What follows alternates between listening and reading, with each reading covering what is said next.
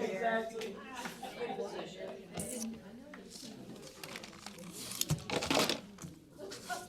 All right. Great. Okay. All right, I'll go ahead and start. Oh, wait, Ashley, are you ready? Okay, great. Thank you, everyone. I have to say, speaking of being rock stars, that is the fastest turnaround I have seen. I've given a lot of presentations over the years, and every once in a while, there's not a setup or something, right? A surprise or whatever. But you're able to turn this around really quickly, and voila, we've got slides. And although I'm good at winging it, it's much better with slides because you get to see. At least I find bar charts exciting. Anyway, thank you very much for inviting me. And I want to thank the registrar for being here as well. Thanks so much. Hopefully we'll get a chance to say an in-person hello afterwards. We've just met over email. Yes, I knew your predecessor, of course. I still know her. Yeah, over in Marin. So I'm Mindy Romero, and I'm going to talk to you tonight about turnout in Nevada County, in the state as a whole, comparing that to Nevada County. Spoiler alert, there's a lot of positive to talk about in terms of higher turnout in this county compared to the rest of the state. Yes? But there are some challenges, and there are still significant disparities to the level that might surprise some of you. We'll find out. And we'll talk about how ultimately we could address some of those disparities, get higher turnout overall, get more representative turnout overall. I know that's all work that you all have been doing and care about deeply. And I'll give you some of the explanations that we know from the research. And I'd also love to very much hear what you know, right? You know your community best. You are boots on the ground. How can we kind of meld, what we know as researchers with also what is ground truth, right, by all of you, if you will. So, sound good? Yes. Okay. Most of the numbers that I'm going to be giving you are from this research report. And I think you actually have to scroll down a little bit to the report that says 2024 now on this page. But it'll take you to a page with a whole bunch of our publications, our most recent publications, and then you just scroll down to 2024. But we're going to make these slides available later, and you'll have the video as well, so no need to try to grab it right now. And the research was made possible, this particular study, from a grant from the Evelyn and Walter Haas Jr. Fund. Okay, and so I told you that we'll talk about these things today. What is the level of turnout? What's the disparity picture look like, and the reasons for that, and then ultimately, how can we change some of the numbers, right, and change the story? What I will start with, though, is something I like to start with these days, and really drive home the point as researchers, we are limited when we are talking about or trying to examine turnout, registration, whatever it might be, when we're utilizing the California voter file. We are limited in our ability to be able to identify race and ethnicity, other categories as well. And that's because you probably all know that California is what we call a volunteer state when it comes to self-reporting your race or ethnicity when you're registering to vote. I'll try to speak up a little louder. Yes. Just remind me if I start to trail off. Is that better? Okay. I'm a little tired too, so I'm trailing off automatically. So when people register to vote, other than through the DMV, which doesn't ask you the question at all, which is that's a policy question we could all be talking about. But if you register online or the old-fashioned way through paper, you are given the opportunity to volunteer your race or ethnicity, your self-reported race or ethnicity. And on paper, the percentage of folks that actually do it is very, very low. It's much higher through the online voting system. And I think part of that is the way it's presented online, which I'm happy to talk about in the Q&A. But what it means, though, overall, is a vast majority of people who are registered to vote in California, we don't have any race or ethnicity information. We know that there are historically and still today lots of differences in patterns in terms of how people vote. And I don't mean by party, but of course that's the case. But I'm talking about their turnout rates, right, and the registration rates and so forth. So as researchers, when we are using there's two main sources when we want to do voter turnout analysis in California. One is to use a product from the US Census called the Current Population Survey. That has its pluses and minuses in terms of its accuracy in identifying specifically race ethnicity. But the thing to remember with that is it's really you're only able to use it really at the state level, maybe at the LA regional level. But if you want to do a county level analysis or anything below a county level analysis, you need to be using the actual voter file from the Secretary of State, which is made up of voter files from all the counties, including Nevada. Because that will give you actual records. Surveys, right, are limited in size and their representative nature, right, in terms of how big the sample is. You can't get down that type of survey. You can't get down to a county or a sub-county level and let those findings be accurate.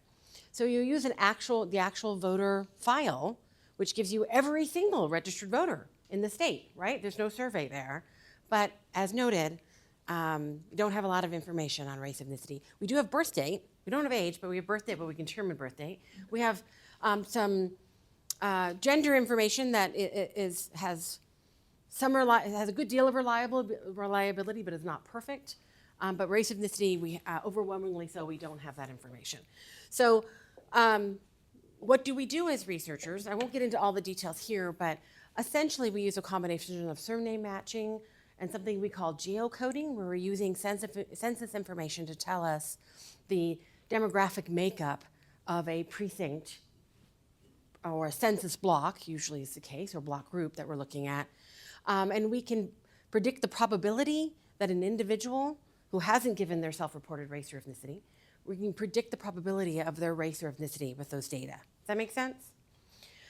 Is it perfect? No, and any researcher that tells you it is, don't listen to anything else they tell you.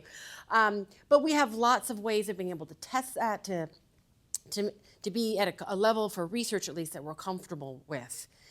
So for Latinos, it's highly accurate. Asian Americans, a little less so. Subgroups, Asian American subgroups, it's good for campaigning and other purposes, but most, not all, but most research questions, it's not going to be as reliable. Chinese versus Vietnamese versus Japanese and so forth. So you'll see today, and for black voters, it's much more challenging because you can't use surname by and large. So you'll see that what I present to you today, depending on what we're looking at, I show you Latino, Asian American, and black for registered voters, and white, and a little bit more limited for eligible voter turnout, which is the adult citizen measure. But I can't show you any other group. I can't show you Native American, for instance, because it's not reliable. Make sense? Okay. Usually I don't get that much. That was still getting into the weeds a little bit, but I know I've got an educated group here that you might find that of interest as you go forward in your work. When you look at our work or other research that's out there, you might, why aren't they talking about these other groups? Why aren't they looking at subgroups, right? It's not that we don't want to, especially the Center for Inclusive Democracy definitely wants to. It's because of the limitations and also our challenge in being as careful as possible as researchers that we don't do harm and we don't misidentify a black voter, for instance, as a white voter or vice versa, right? Or other groups. Make sense? Okay. Okay, voter turnout disparities in 2024. I'm giving you the most recent, we can talk about the special election if you like in the Q&A certainly, but I'm going to give you the most recent statewide federal level general election. I have 2022 midterm numbers with me if you're interested when we get to the Q&A. Of course, turnout is always lower in gubernatorial elections and much lower in primary elections, but I'm going to give you general right now. So this is kind of like generally the best we get in terms of turnout, I'm sure most of you know, is when you look at presidential years and general election. It still fluctuates, but that's the best we get. And it goes much lower, right, depending on for other types of elections. Special elections, very much so. So there's two ways to measure turnout. One is registered voter turnout. The other is eligible voter turnout. Anybody know what registered voter turnout? It's because people registered to vote. Yeah, it's the percentage of those that turn out to vote who are registered. So your denominator is registered, right? This is a typical measure by a county elections office, required, right, reporting element, right, of your work, and also from the Secretary of State. And elections offices also usually report eligible voter turnout, and that has a different denominator. It's much bigger. So it's the percentage of those who are eligible to turn out to vote, adult citizens, whether they're registered or not. So your denominator is all adult citizens. Can you guess why we might want to look? This is very common among researchers, although it's starting to change.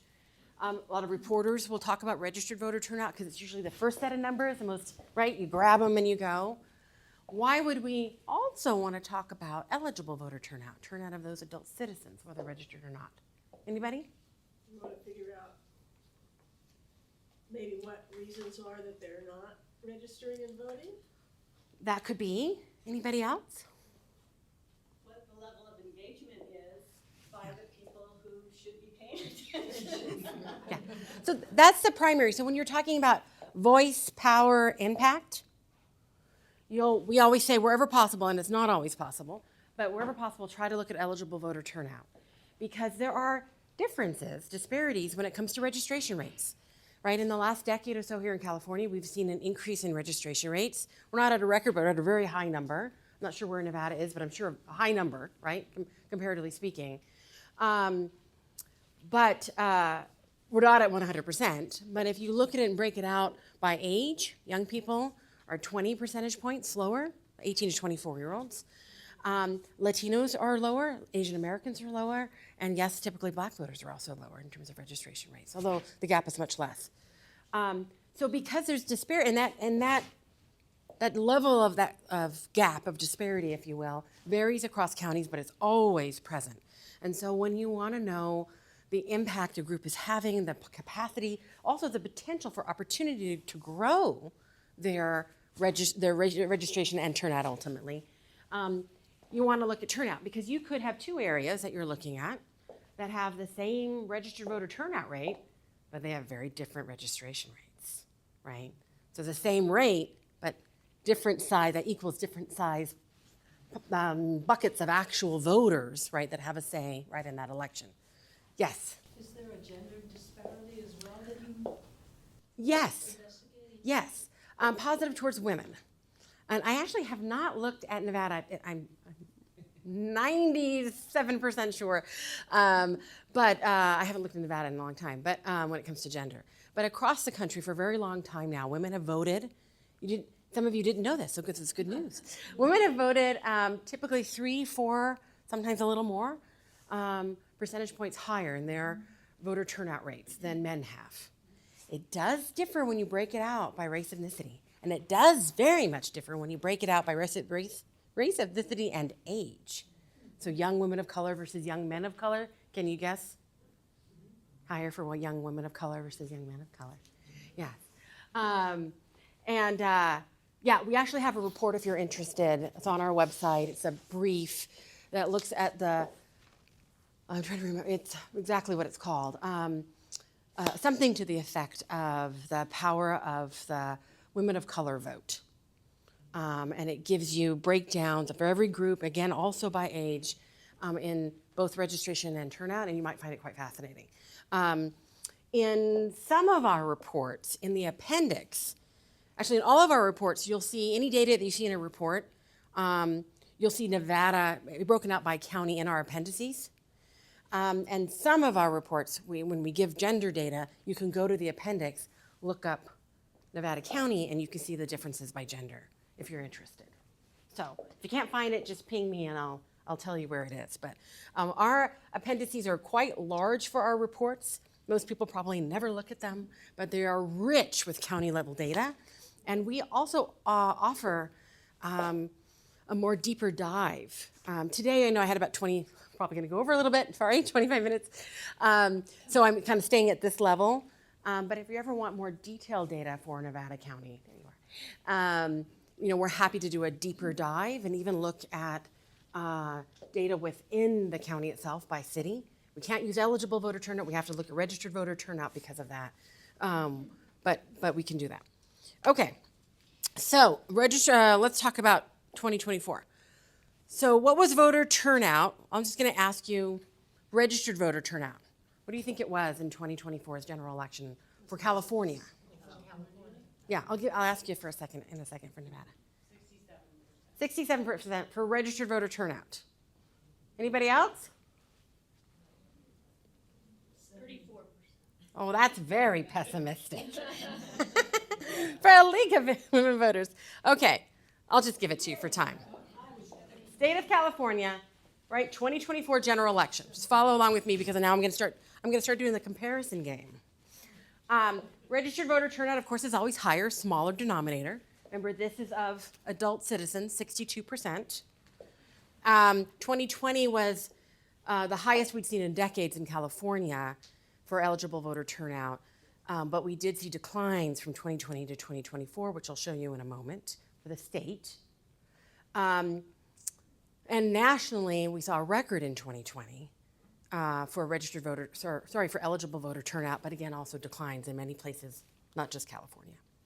Okay, Nevada County. Okay, so remember these numbers. This is state, 70 and 62. What do you think they're going to be for Nevada County? 82. Ooh. Registered? Right, we're saying registered? I say 71. That's a pretty, 84 to 71, that's a pretty good range. So some of you say higher than the state, some of you say lower. Higher, okay. Now whether it's registered or eligible, you're saying higher. Yes. Okay, I already kind of gave you that hint earlier too. Yeah. A lot higher. I didn't lie, right? So let's go back here for a second. 70 versus 62. 82 basically to 77, right? And these may differ a little bit compared to for your official numbers, just as we do our research, right? As you know, the voter file is always a snapshot and never the same voter file at any one moment, yeah. Okay, so, but they're always very similar. Okay, so now let's do turnout by group. I'm gonna first talk to you about registered, and then I'm gonna talk to you about eligible. All right. Now, this is state, so follow along right here. Now, I know you guys are data savvy, so I'm trusting I'm not going to overwhelm you, but if you want me to stop and explain anything, please, again. Remember I mentioned that there was a decline in California from 2020 to 2024? 2020 was the highest we've seen in decades, right? Pretty big decline. So 10, at the state level, 10 percentage point decline, right? So at the we said we were at 70, right, for registered. We were at 80 in 2020. So we went from 80 to 70, right? And for, let's just say, 5 percentage point decline in eligible voter turnout. Oopsie, right? So here again, oops, too many. 62, right? So we were at 5, we were at 67 in 2020. Make sense? Okay, so not good, right? All right. And the participation gaps widened. So when we say participation gaps, at least at my center, what we're talking about could be gender. In this case, I'm going to show you by race ethnicity.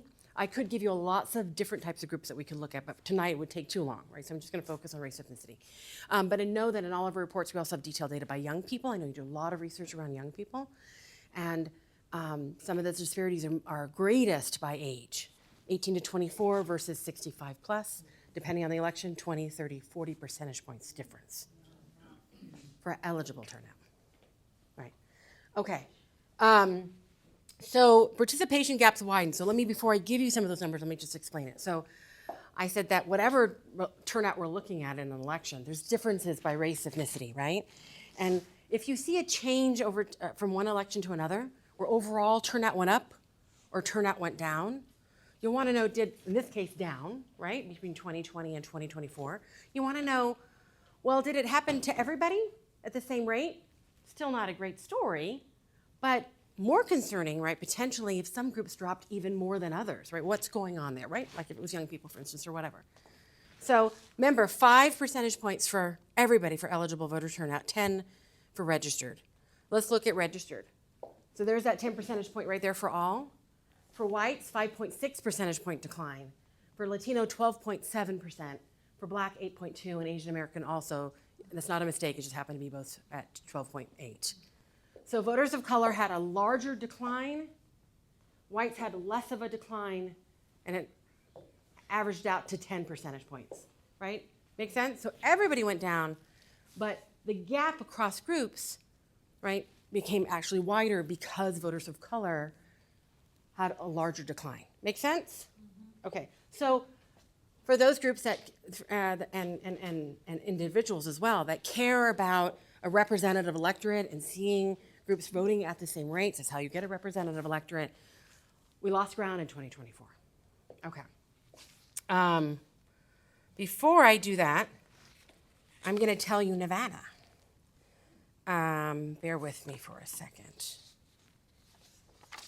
There we go. All right. In registered voter turnout, there's also a decline, but not as significant. So we'll talk about all voters.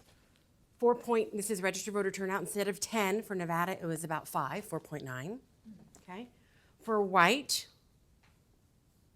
I'm getting older in my eyes, so I have to make sure I'm lining things up here.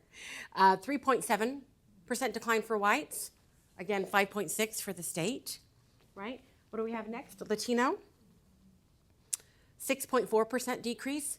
Not great in Nevada County, but not 12.7. Now in a little while, I will show you the actual numbers in the election by group, and you'll see that Latinos have significantly lower turnout rates than other groups in this county. So they didn't have as big of a decline, but they're starting at a much lower rate. Sorry. So I'm going to give you a mix of good and bad here, but it's still, right, better than the state in terms of the level of decline. And then for black, 4 percentage points instead of 8. And then for Asian American, not 12.8, 3.9. Okay? So losing some ground there, but not as much as, it's not the same story. This story with the state reverberated around the state when we put out this research, right? Groups were wondering what is going on. Not every county has the same story. Nevada is different. Eligible turnout by group. So I said it was a 4.8 decline, member statewide for everybody for eligible voter turnout. Now here we're more limited because of the data issues I mentioned to you, right, to be responsible. But I'll just show you Latino and Asian American. Asian American happens to be the same rate as that, but Latino was higher. So Latinos lost more ground, right, than the general population and then Asian Americans. Make sense?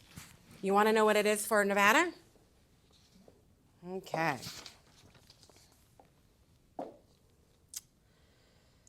Guess what? You're one of the few counties that actually had an increase in eligible voter turnout. Yay. Decrease in registered, but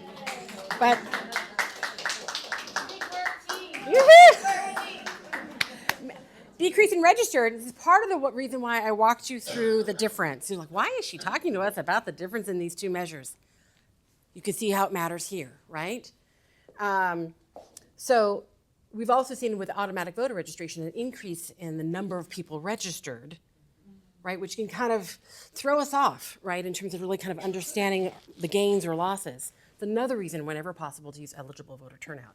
And here, you guys increased for all voters by almost 1 percentage point, again with our data. That sounds modest, but for Asian Americans, 13.5%. Percentage points. And for Latinos, 1.6 percentage points. But something happened with your Asian American voting here in this state. And either way, as a whole, you didn't lose ground, at least in terms of these groups. Make sense? If you do the, I'm not showing it here, if you do the math, somebody lost ground a little bit, right, for Asian Americans to do so much better. But still, it's overall, as we measure it, it's a very positive story in Nevada when it comes to eligible voter turnout. Okay. Now I want to show you some of the exact numbers. I was talking about the change because there's a story of change. People don't necessarily remember exact numbers where turnout is. I would suggest all of you want to know, right, what individual groups are or how they're doing in terms of turnout. But the change story is also very important. So we just did that, right? Now we'll talk about what we're actually looking at in terms of turnout. So at the state level, general election, 67% to 62% decline. There's that 4.8 percentage points, right? So I already told you the difference. We're just showing it to you here also. For eligible voter turnout by race ethnicity here, Asian American at the state level went 58 to 54, right? There's that 4.8, 53 to 46, and 66 to 62. Okay, so you see the decline. And what you want to look at too, now let's forget about the change story. Let's just look at the state of turnout across these groups. 62, 42, 54. So knowing the state of turnout and the state of disparities, but then also understanding where's it going? Are we gaining ground? Are we losing ground? How did we do in the last election? If you just focus only on the disparities, that can be quite, what's a good word? Discouraging, right? Insert whatever word you want in your own mind. And you should know those numbers, and they are very important, but also knowing if you're gaining ground or losing ground, right, is very important. Okay. And then I do have a youth number in here. So again, now this is just groups, right? But young people, whether we look at 2020 general or 2024 general, right, blue or red, what do you see? What's the age group? 18 to 24, right? 50 to 42, older voters, smaller decline. See the little, right? 71 to 69. So we looked at it by race ethnicity, we look at it by age. Young people, right, are disproportionately carrying that burden in the decline, right, overall. This is state level. So I don't confuse you too much. I'm not going to give you Nevada County numbers by age because that would just be a lot. But I'm happy to include it add it to the slideshow when I give you guys the slides. All right. Now, another way to look at this. So in 2024, I said you guys are one of the highest, consistently higher turnout counties. Oh, what? Did you have a question? Please. Well, for Nevada County, we're fairly a non-diverse county. Oh, I know what I In fact, missed. I think we're the whitest county in the state. Yes, So I forgot something I was going to show you. Forgive the me. age would seem to be sort of an important number for us. Yes, agreed, but I would be here for an hour and a half and Lynn would hate me. So I'm happy to give you more numbers by age as well.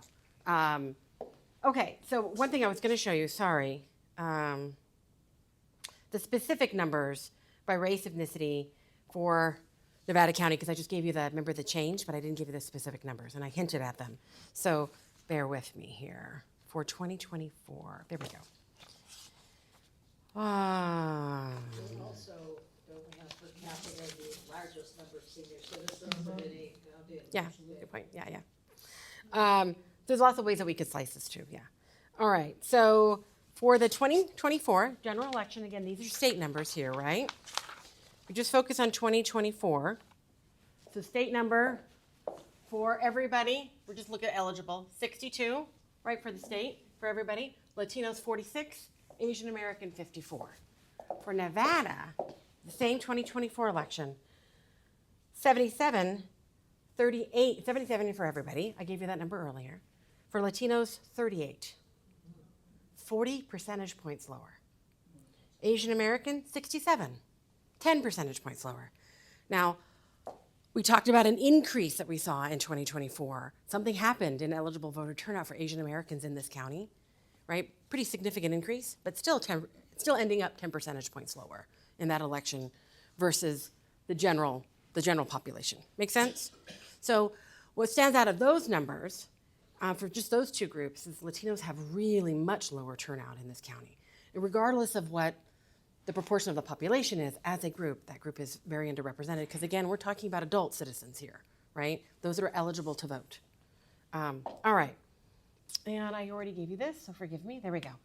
Another way to look at it, as I mentioned up front, you guys are consistently, as a county, in the top 20 percentile, right? Or top 20%, if you will, across counties. And this is a way if you want to see how you all are doing. So this is eligible voter turnout for everybody, all voters, right?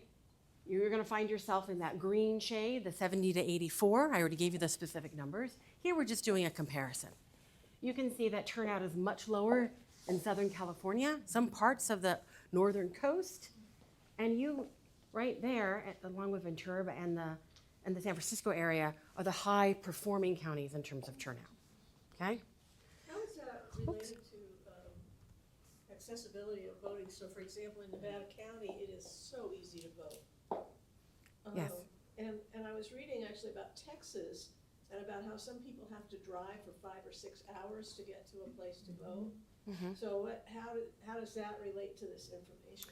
Well, I can't give you a direct comparison to what's happening in Texas, but generally speaking, there obviously have always been concerns about accessibility and distance affecting turnout for individual voters. Yeah.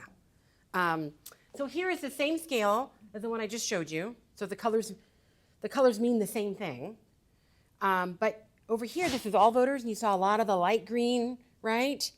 And the, I guess, middle green, if you will, the higher turnout categories. When we look at Asian American, colors mean the same thing. We don't see as much as that light green, right? Or that middle green, right? We see kind of a patchwork quilt, depending on where you're at, right? We see higher or lower Asian American turnout. And this is Asian American turnout in relationship to each other in each group or each county. So Asian American turnout in each county, how it falls on this scale. Hopefully that makes sense. Okay.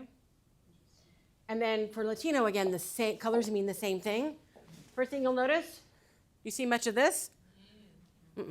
Right? It's much more consistent. It's not so much of a patchwork quilt. And where Nevada overall, does well. Remember I said it was 38% comparatively, because you might think, well, how is that compared to other, right, counties? How is the Latino turnout compared to other counties? It's poor across the state, right, for lots of reasons.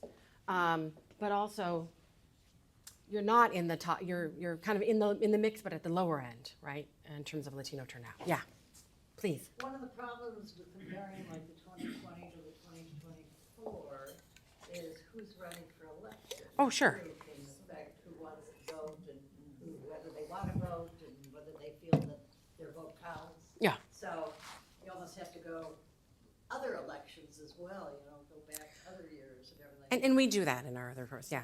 No, absolutely. So the competitiveness of the election, the political context, one of the reasons why 2020 was a record, at least nationally, and very high here in California, was probably a combination of the pandemic, right, and the amount of coverage and concern around the presidential election, the money that was in the race, a lot of different factors, yeah, that can shift and change over elections. But it's still important to know, right, what those trends look like. And again, that's why it's, okay, did everybody go down at the same rates? Or did we see a losing of ground or gaining of ground in what you're interested in terms of representation? So participation gaps widened. I've covered that for you, right? And of course, there are consequences. I don't need to tell the League of Women Voters that in any given election, not just the ones that I've shown you here, in the United States, in California, and even Nevada County, right? The one thing we know, we can't predict exact turnout. We know generals are going to be higher than primaries, all that kind of thing, but we can't predict exact turnout. But what we do know is that historically underrepresented groups, so folks of color, younger people, for instance, are going to find themselves having lower turnout, right, than whites or than the general population. And we know that the electorate, whether it's high turnout year, a low turnout year, a good year for a general, a bad year for a general, that the electorate, those actually casting a ballot, voting, casting a ballot, making up the decisions, deciding the races, they are not going to be representative of the population demographically in the US or in Nevada or in California. And even that's the overall population, but yes, not representative of the eligible voter population, and even not fully representative of the registered voter population. The degree of underrepresentation varies, well, obviously significantly, right? And within California, it varies significantly. But that's like always the given, unfortunately. So then the question is, if you're looking at participation gaps, did you gain, did you lose, what does it look like?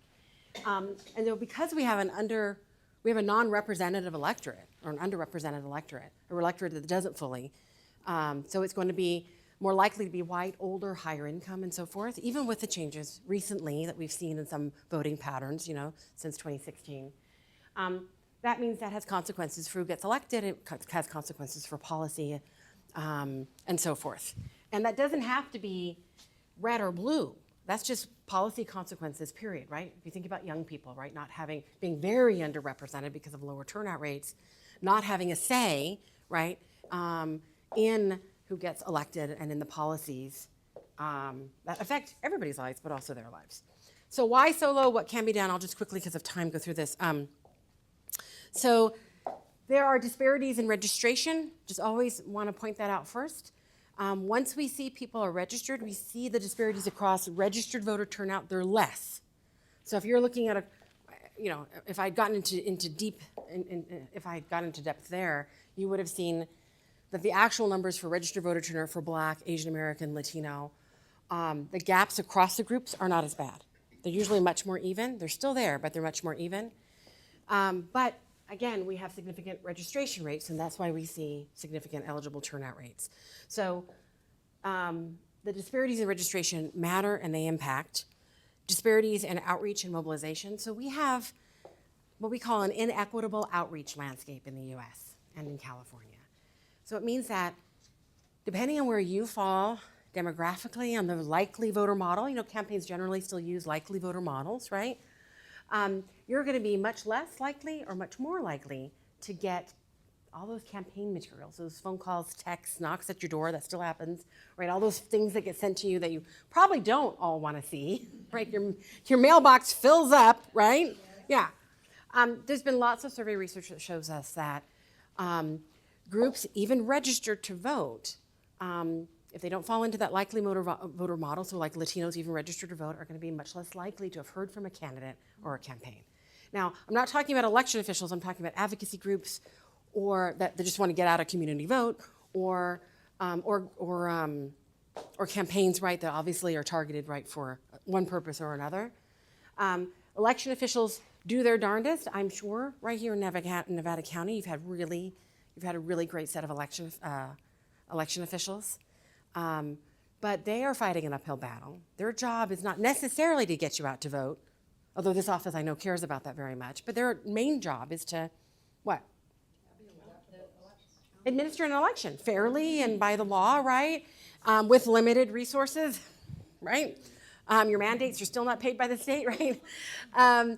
And maybe you go above and beyond, but you're doing that, right, with limited resources if you're an election official. And the kicker is you're doing it, it's an uphill battle because the overall outreach landscape is already inequitable.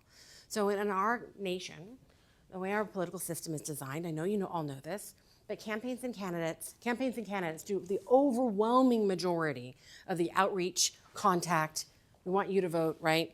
All that sort of thing. They're the ones that are doing it. Are they trying to get everybody to vote? No. They want the ones that are going to vote for them.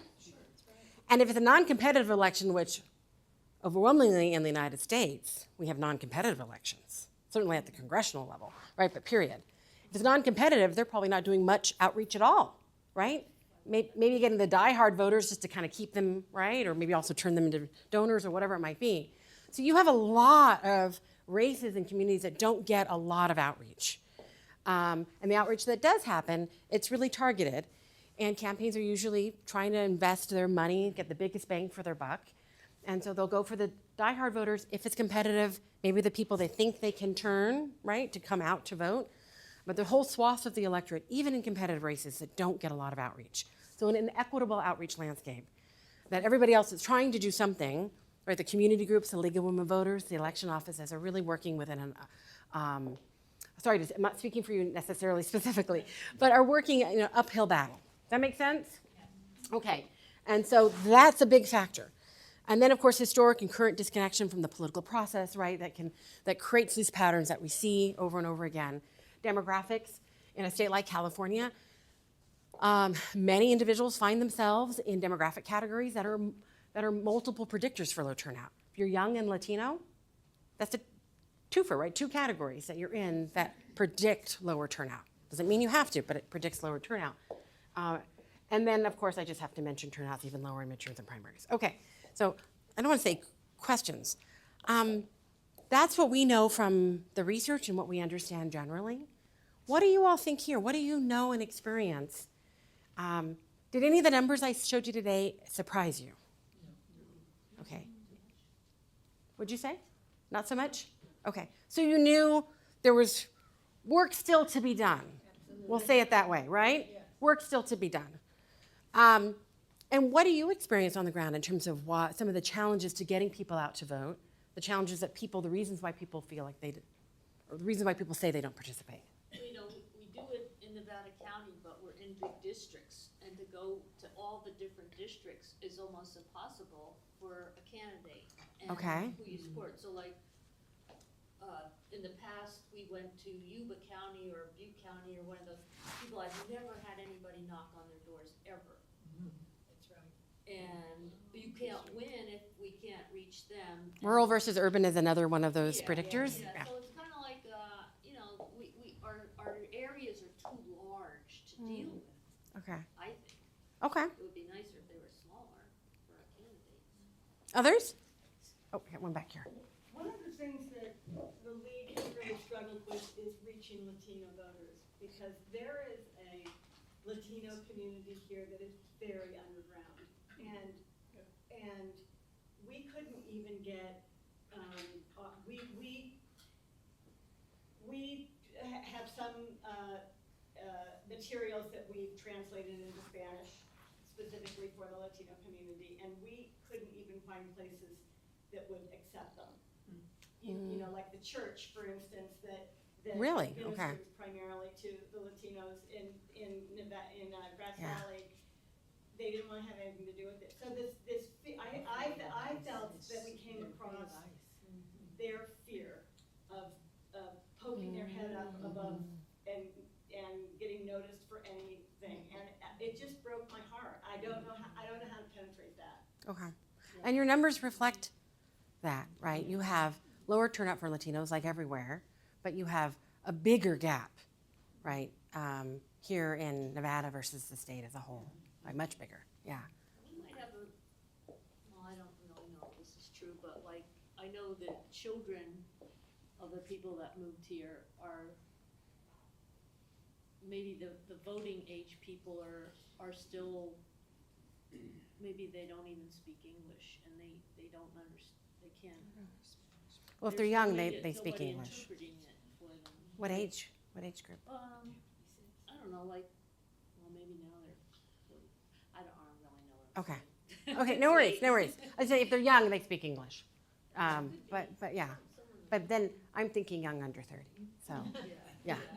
Yes, It please. seems that for a lot of potential Latino voters, this is a rational risk assessment that they're making, particularly in the context of potential ICE showing up at wherever and dragging them off, and whether they're citizens or not.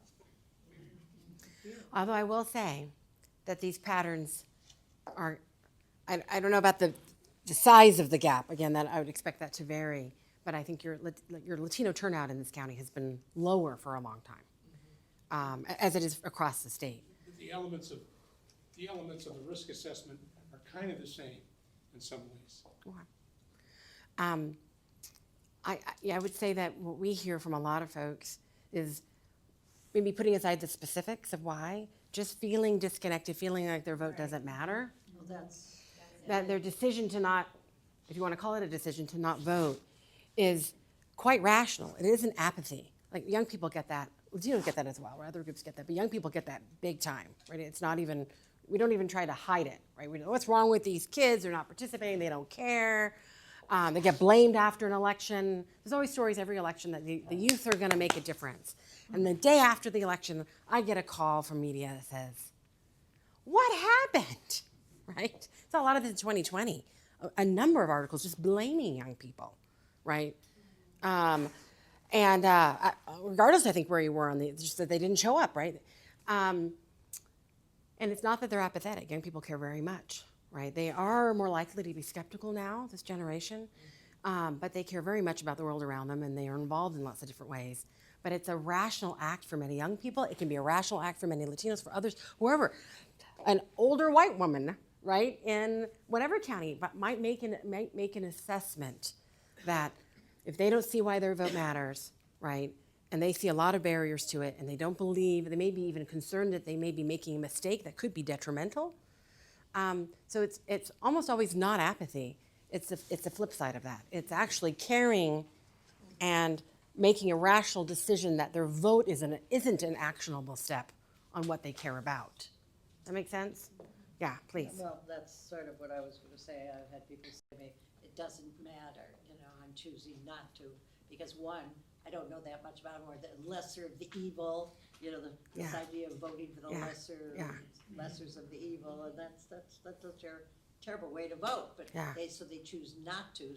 They figure if they don't vote, then their vote doesn't register for either one. Yeah. Of course, in a way that does, not voting What it does register, Yes, it does. unfortunately. Yeah. But, I've had people say to me, it doesn't matter, there's old white guys in, Washington DC, don't care what I have to say.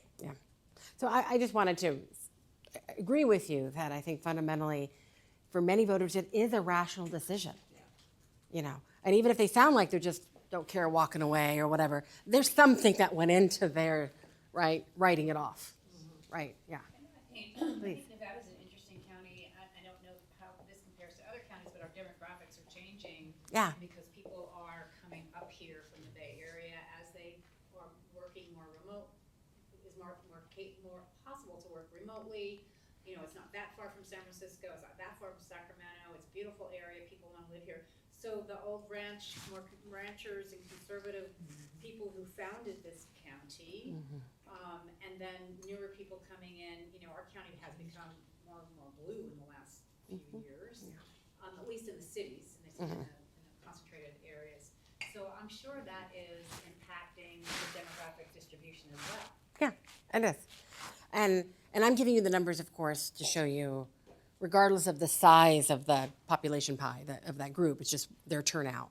Another way to look at it, and we do this in a lot of our reports, I just didn't want to give you too much tonight, but you can look at just the share of the vote, right? So if a group is small, their turnout could be high or low, or a group is large, what is their share of the actual vote? What is their say in the decision-making process? And then comparing it to their share of the eligible voter population to say, are they, among actual voters, are they underrepresented or overrepresented?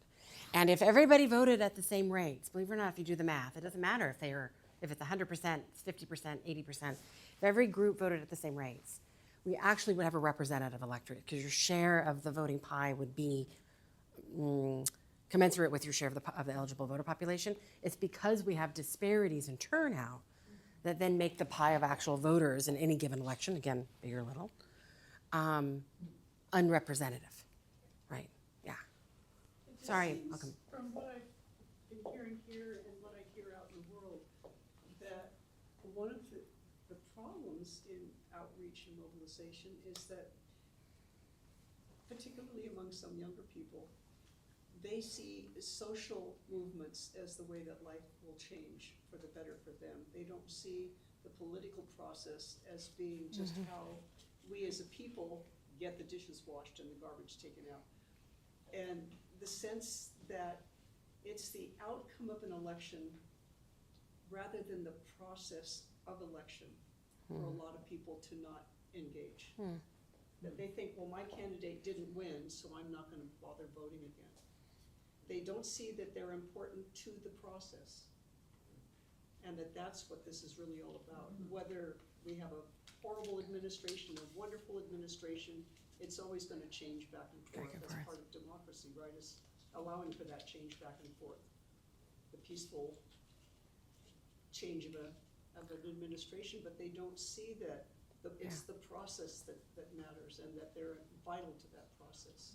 Thank you. And What? that, to me, is how do you convince someone of that? How do you turn someone's mind around to say, well, yeah, we know your candidate didn't get elected when you did vote, but you still gotta keep voting, or it's not gonna work. Yeah. And that, to me, is the biggest hurdle. And I was going to say, I mean, you did it. You segued into, well, how do you change that, right? So maybe let's just take your question out to everybody here. As you've worked tables and gone to the schools and presumably talked to family members and friends, right? Because you're always on. If you're a league member, I've talked to lots of leagues, county level leagues, and I work pretty closely with the state league, Dora Rose and everybody. Is that common then? Are you hearing that from other chapters?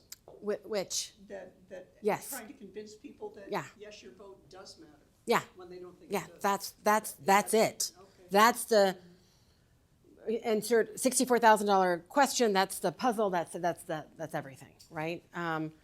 So as you all, because you're always on as league members, right, and you're always talking and trying and connecting, what are some of your experiences? I mean, what have you, what sometimes works, what sometimes doesn't? Any thoughts? Well, the ballot is just ridiculous. I mean, like the ballot now, and because the governor's race is an example, how many are on the ballot for 60. governor? 60?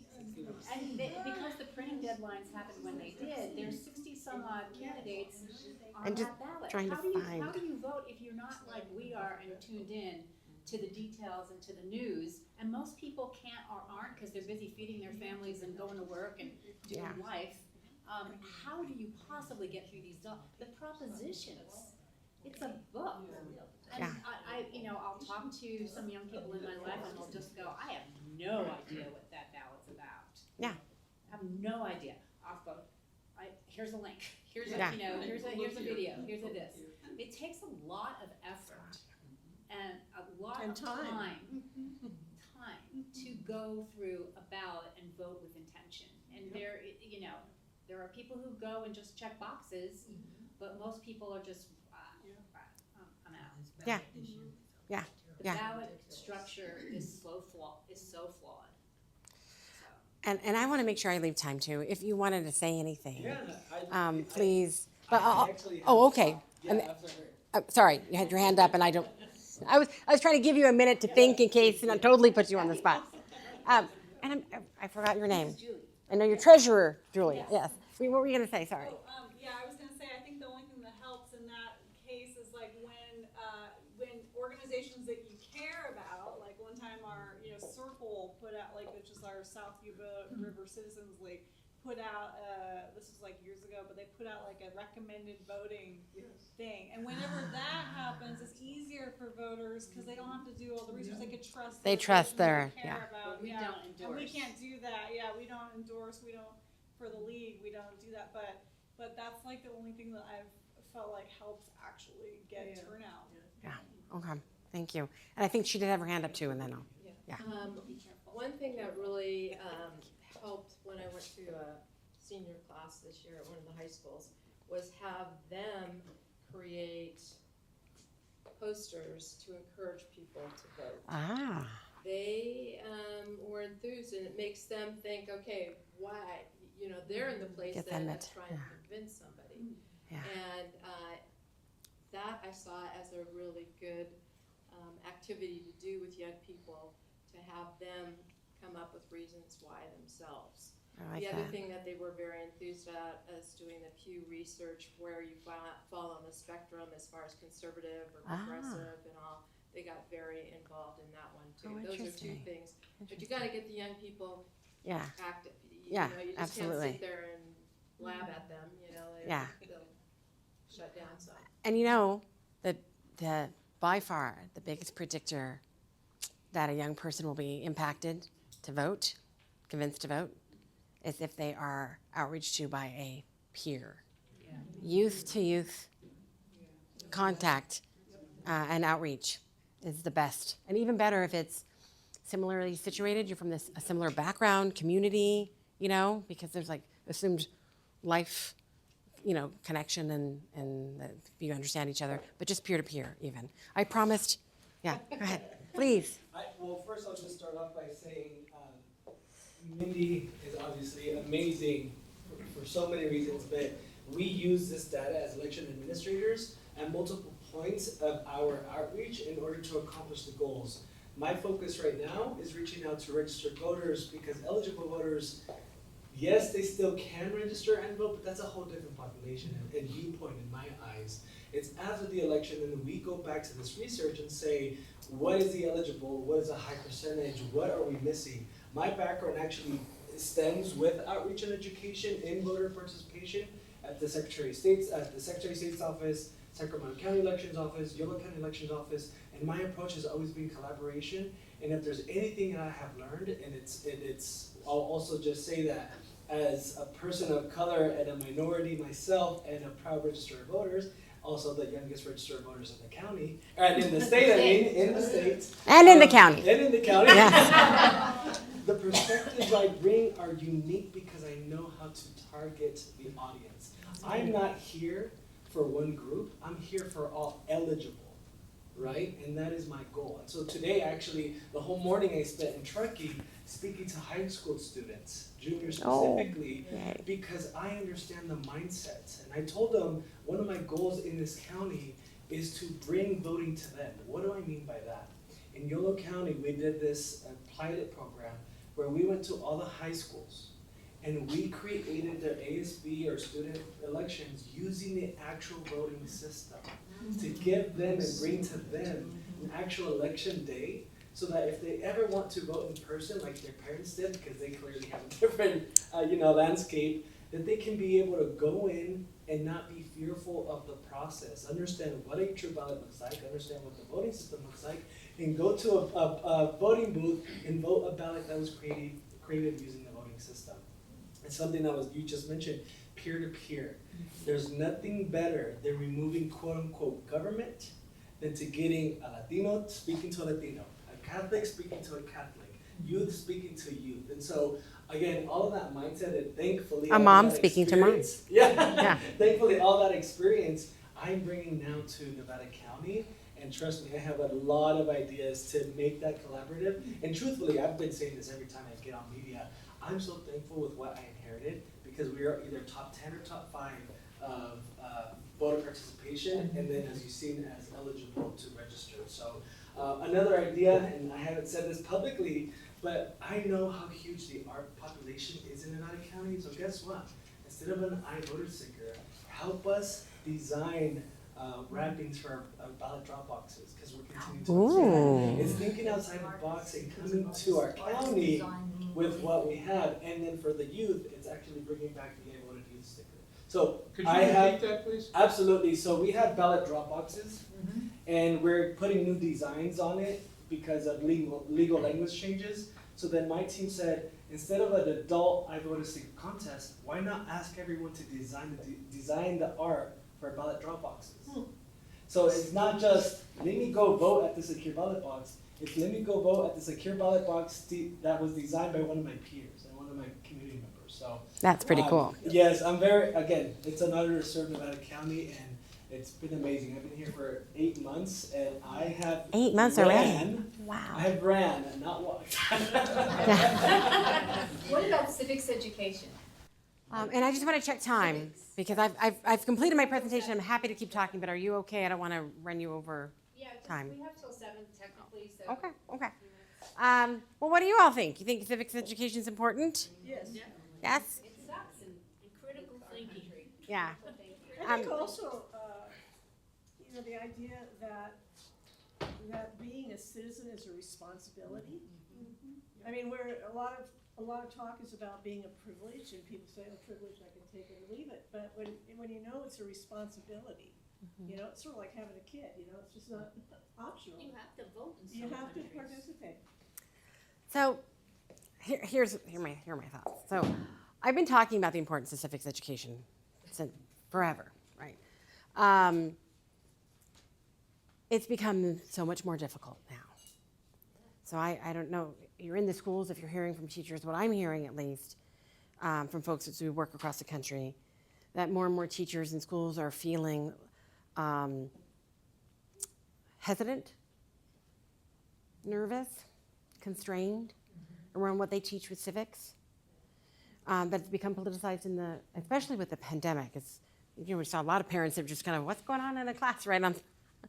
But definitely with the polarization, the increased polarization that we've seen in the last few years, teachers are feeling it in the classroom, and lessons about, our 3 branches of government and history and overthrowing the King of England, essentially, now sounds like it's a no king's rally, right? I've had teachers tell me that. Yeah. So, and teachers that are not trying to be political in any way, shape, or form, right? And I think they can get it across the spectrum. I give you an example of, obviously, folks on the right being concerned about something that's being taught, or misunderstanding or misinterpreting something that's being taught. But I hear this in red and blue states. I think it actually can go, it's just the polarized nature. People are on edge. And then also schools have been villainized. I can't think of a better word right now. At the end of the evening, I'm tired. And so the combination, I think, we already had an abysmal civics education system, right? It's not the same. It could have been better when we were younger, but it hasn't been the same for a very long time. I did a TEDx talk about this if you're interested. Years ago. But now since then, I think it's just that much more difficult. Over the last 15 years, we saw a lot of efforts pop up trying to bring civics into schools, a lot of private organizations like iCivics and groups like that. But now we're hearing from folks on the ground that some of those lessons that were well vetted and have been used for a long time, not considered to be partisan in any way, shape, or form, people are seeing them through a partisan lens, or just a very careful lens. And you have to remember, generally speaking, civics is not required. So it's always taken a teacher or a principal that wants to go above and beyond, right, to really teach what I call the how, what, and why. Like, okay, this is a ballot, this is how you use it, right, basic. This is why it's important, right?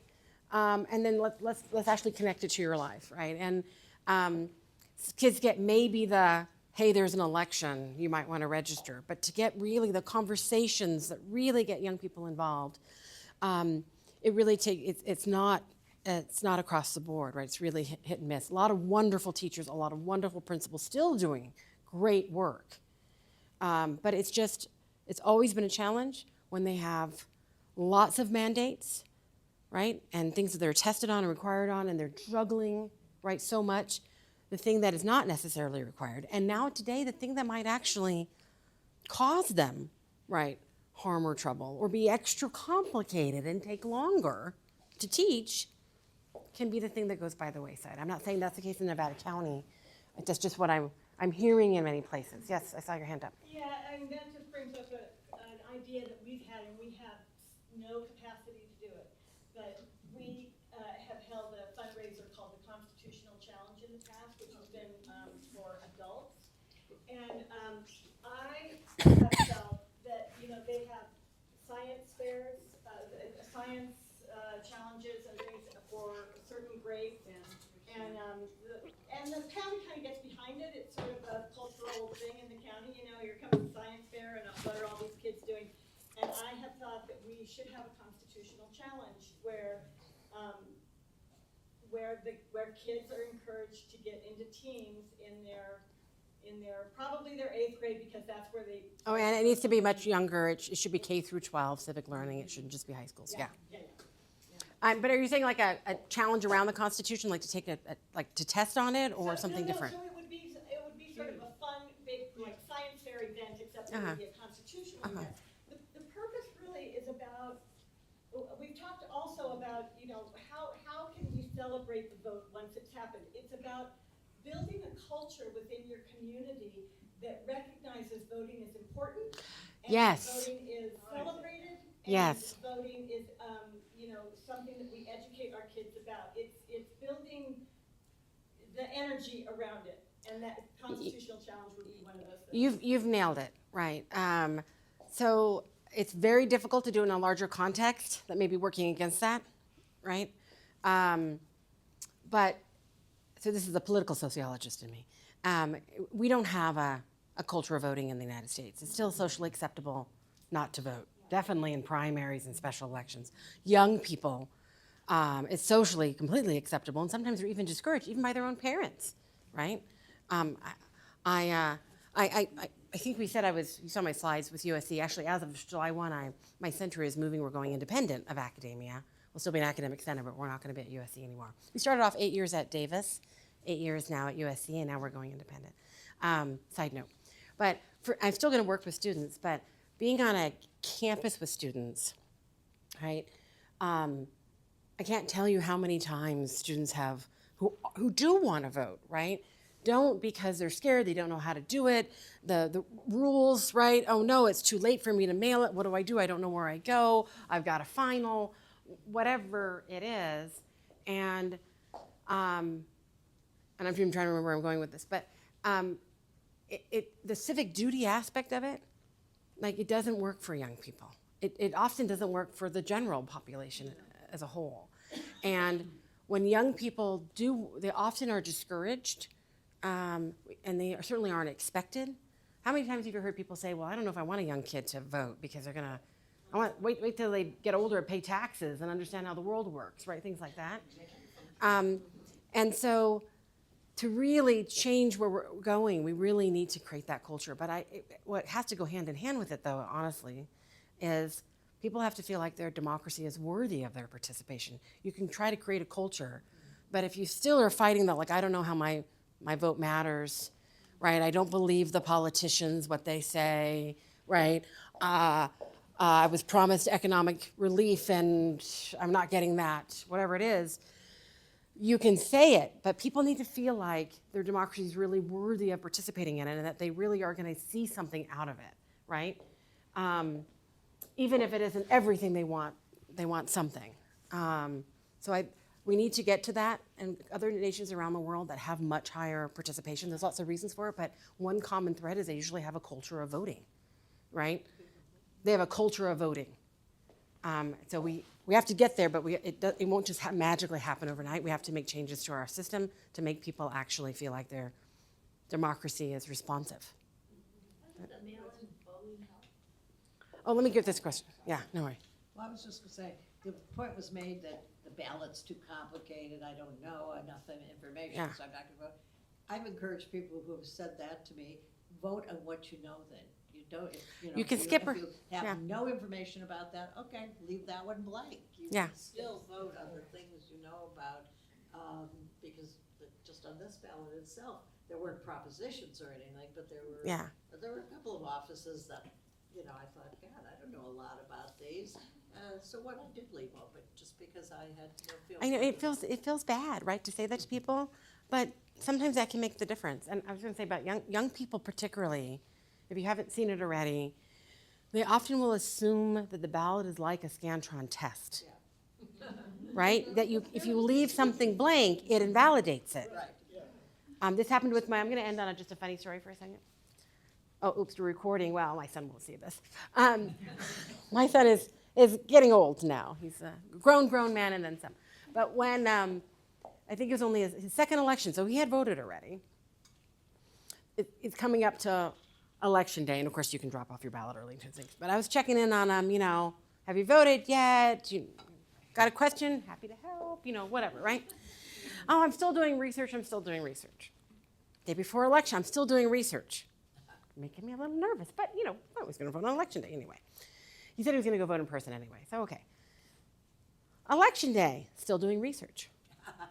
We agree to have dinner and then go together to the polls, right? There's no way he's not going to vote. I don't have to trick him. He's my son. He knows he wants to continue being my son, right, no matter what. We have dinner, and at dinner, he's got his ballot guide, his voter guide, and he's still researching. And I'm like, well, we're gonna go. We're gonna go after this to go eat, honey. What's the holdup? Like, can I help or something or whatever? It was the judges, right? He couldn't figure out the judges.